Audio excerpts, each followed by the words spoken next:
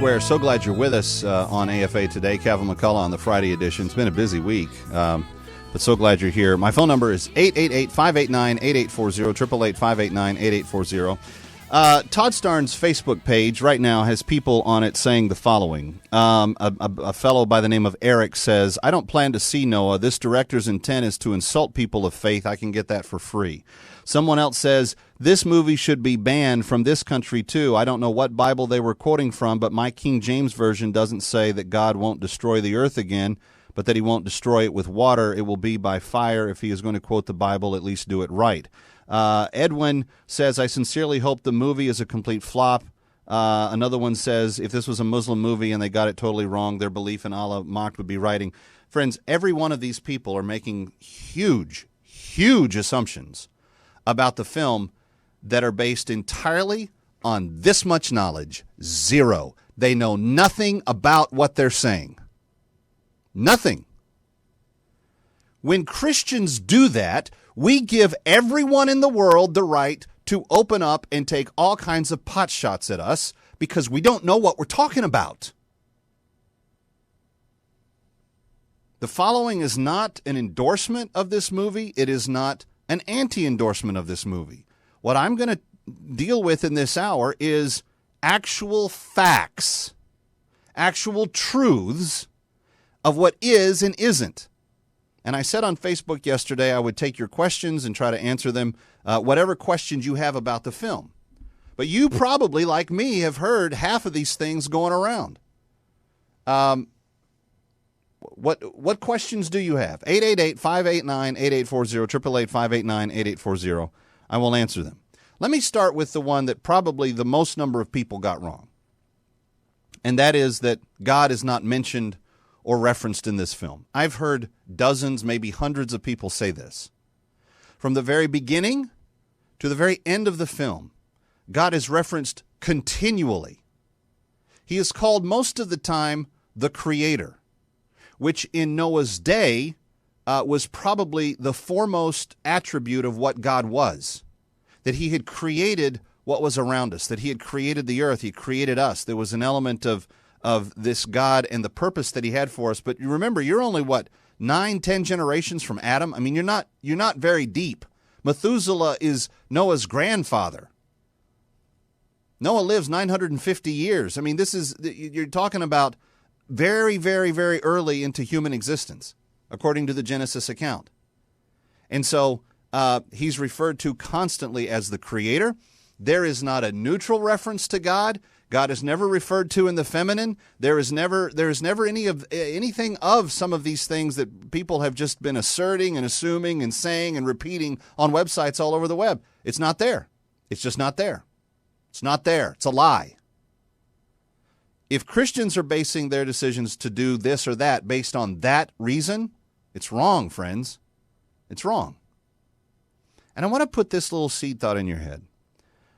The last movie that this director made prior to this film was Black Swan.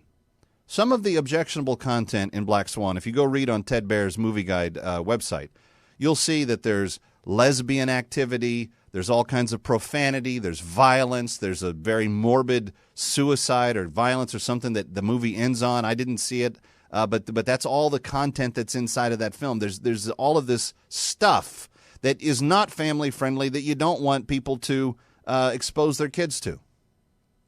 The very next film that this director is making is Noah. Now, without even knowing anything more about the film, which film of those two would you rather have this director make more of in the future? That's not a hard question, is it? I think it's pretty simple. Even if he gets most of Noah wrong, I would want him to make that over the Black Swan thing, because the Black Swan I found morally reprehensible. In the Noah film, there's actually messages of redemption and sin and new creation, starting over again, and so forth. 888-589-8840. So what are some of the objections or concerns or questions that you had? I am now released from my embargoed agreement, because to get to go see it the other night, I had to agree not to say anything publicly. But you are getting the first opportunity to talk to me about this. Kenny in Oklahoma, you're up first. Hi. Hello, Kevin. Kevin, I would like to make a statement that applies anytime and all of the time, and that is, it is an absolute sin to watch any movie that takes God's name in vain or uses the F word. Any Christian that's born again that is doing that, they had better ask for forgiveness and stop watching that filth.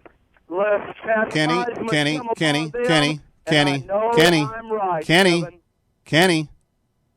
did you have anything on today's topic that you wanted to ask about? I think that statement applies very, very, very much to what we are talking about today, Kevin. Kenny? What are you referring to? Did you hear me say that Christians should watch films that have the F word in them? We are talking about movies. Kenny, please answer. Kenny, please. No.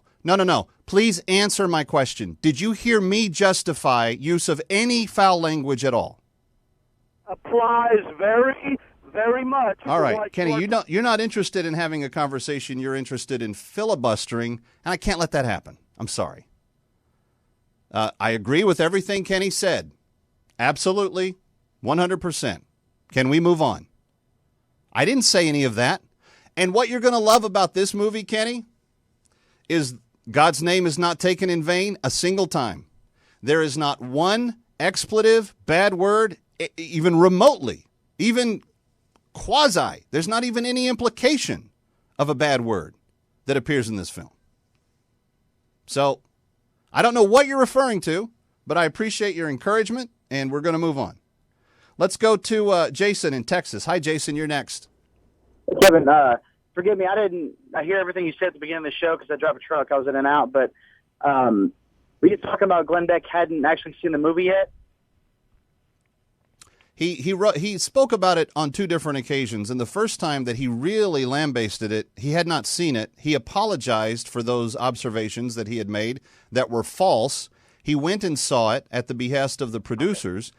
And then once he had seen it, he still had a negative impression of it, but he said that everything that he had said critical about it prior to was actually a mistake. Okay. I read that he had seen it too. I just wanted to clarify that. This last weekend, he saw it for the first time, and his criticisms changed. Thanks for the call, Jason. Before he saw it, he said it was pro-environmentalism. He said it was derogatory to God. It didn't refer to God. He said all the same thing that a lot of these people had been out there saying. He goes and sits and they showed him a private screening. He goes and sits and watches it. His criticisms after he came out was, well, I'm not sure Noah was as dark as that. That's a little bit of a different perspective, don't you think? Well, you can disagree with the degree that Noah was a dark character, or that he was brooding, or that he was angry, or that he was, malevolent in his outlook. But that's a completely different criticism than it's a pro-environmentalism thing. It doesn't stay true to Scripture. It doesn't refer to God, which was all the things that he was parroting that he had seen in other reviews. This is the very reason I did not make public comment on it. The very reason. Did not want to be caught in that circumstance. 888-589-8840. Let's talk to David in Mississippi. David, are you there? Yes. I'm glad you saw the movie, and right up front, I, of course, have not seen it yet. Would like to find out some information from someone who has seen it, especially a Christian. Sure. I have a couple comments, observations real quick, and then do have a question. Okay. The one thing I have been observing is I've seen in the past 2 weeks a lot of coverage by the liberal media, and they really seem to be promoting and pushing this movie, which is unlike like God is not dead. I've heard nothing talking about that, or the Son of God, or actually God is not dead, none at all. Then the other one, Son of God, they have talked some because of Roma Downey. Right. But it just kind of reminded me of several years ago when The Passion of Christ came out, where the same media that I'm hearing on news channels, where they just kept saying it's controversial, we cannot go see this, it's too anti-Semitic, and even though they were sticking to the Bible, they were very much against it. So that's my observation. But also, I have seen several interviews with Russell Crowe and a couple of the actresses. One was, I think, the one that played his wife. Right. And they have come up, I guess, with a disclaimer because they've been hearing a lot of, feedback, and so, of course, they have to say that they aren't just strictly sticking to the biblical account. But he has said several times that the reason for the flood is to renew the planet, for stewardship of the planet. So I guess my question comes down to, in the movie itself, what is the reason for the flood? Is that what is portrayed? Why did the flood take place? What is the reason for that? Is that biblical, or did he decide not to put that part in? I can answer that question, and kudos to you, David, for asking the question, because that's you're doing what you should be doing. It is made clear in the film that the flood comes because of man's sin and wickedness. There's no doubt about that. Okay, it's clearly stated, it's clearly presented, it's clearly identified in how God calls Noah to do what he does. There's no ambiguity about it. And so whatever Crow is saying in his interviews, and I will say that the cut that is going into the theaters today is what I saw on Wednesday night.